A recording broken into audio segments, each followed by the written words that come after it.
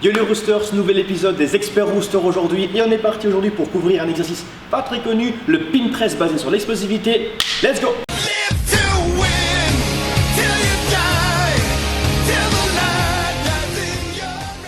Et donc on va partir d'un bench réussi. Je prends tranquillement ma barre, je fais exactement comme d'habitude.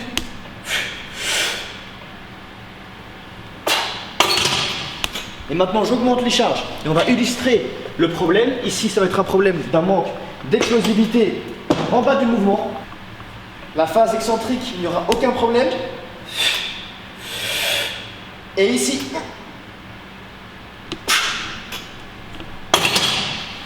le fait d'être arrivé en bas, la phase excentrique s'étant très bien passée, je manque d'explosivité au début du mouvement pour pouvoir entamer ce mouvement et carrément le finir. Donc maintenant on va vous montrer le pin press, l'exercice de choix pour pouvoir travailler cette explosivité en bas du mouvement, terminer son mouvement et réussir son développé couché. Donc il faut savoir qu'un banc traditionnel n'est pas ce qu'il y a de plus adapté pour pouvoir travailler en pin press. Donc le mieux c'est d'oublier le banc, plutôt travailler dans un squat rack, là où vous pouvez placer des safeties sur les côtés pour pouvoir placer la barre. On va expliquer ça un peu plus tard.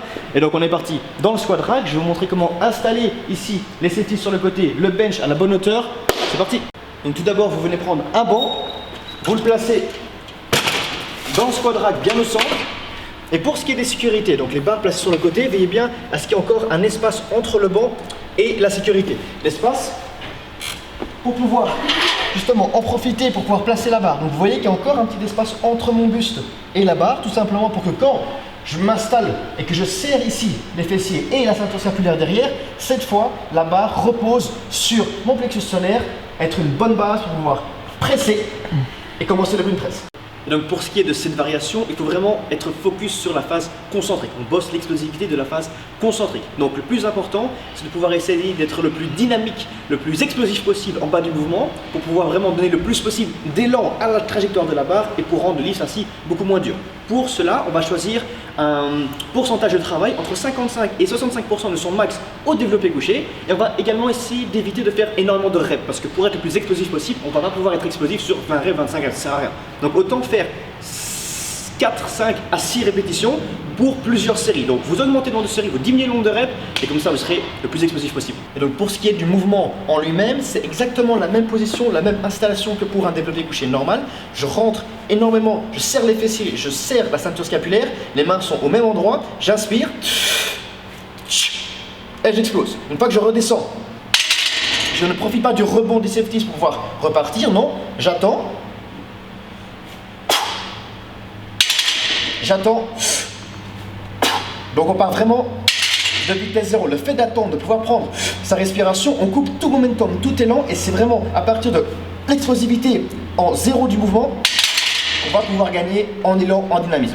Et si dans votre salle vous ne disposez pas d'un rack squat qui vous permet alors de mettre des sécurités, de pouvoir bosser comme ça, on peut le faire également sur un développé couché normal, mais alors il va falloir vous munir de caisses qu'on pose de part et d'autre. Exactement, vous reprenez les mêmes notions théoriques qu'on vient d'aborder. Même chose, vous venez poser ici sur la caisse, on attend, je redescends, j'inspire, j'explose. Je coupe tout mon momentum, pas d'élan, j'explose. Et alors un très bon exercice accessoire qu'on peut faire à la place d'un free weight, c'est trouver une machine presse et au lieu de faire concentrique excentrique comme on le fait normalement, on s'arrête en fin de phase excentrique, on explose. Je reviens excentrique, je marque un stop, j'explose le plus vite possible, je reviens et on va chercher le dynamisme, l'explosivité.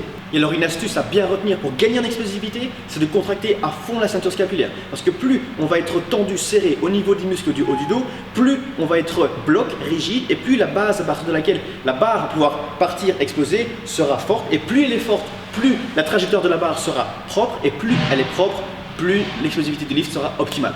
Donc voilà, c'en est terminé pour cet épisode des experts roosters. J'espère que ça vous aura plu. Si vous avez encore des questions, n'hésitez pas à les laisser en commentaire. On y répondra au plus vite. Encore merci du soutien les gars. N'hésitez pas à nous suivre sur Facebook, sur YouTube. Ça nous fait toujours extrêmement plaisir. Sur ce, moi je pars bosser mon explosivité. À bientôt pour les prochaines vidéos.